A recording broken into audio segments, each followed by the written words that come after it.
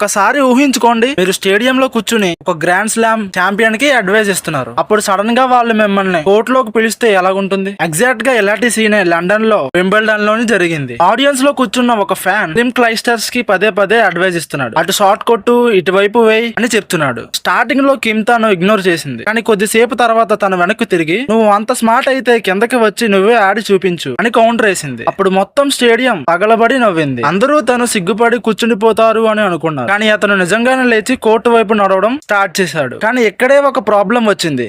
Wimbledon rule ఏంటంటే players కి కేవలం వైట్ కలర్ డ్రెస్ మాత్రమే అలౌడ్. ఇక ఇతనిని వెనక్కి పంపించేస్తారని అందరూ అనుకున్నారు, కానీ కిమ్ అతనికి ఒక వైట్ స్కర్ట్ అలాగే షర్ట్ ఇచ్చింది. ఇక ఆ తర్వాత మొత్తం స్టేడియం ముందు ఆ ఫ్యాన్ ఉమెన్స్ టెన్నిస్ షూ వేసుకుని సర్వ్ రిసీవ్ చేసుకోవడానికి రెడీగా నిలబడ్డాడు. ఇది చూసి జనాలు నవ్వు ఆపుకోలేకపోయారు. ఇక ఫైనల్ గా కిమ్ సర్వ్ చేయగానే ఆ ర్యాండమ్ ఫ్యాన్ నిజంగానే బాల్ ని తిరిగి కొట్టాడు.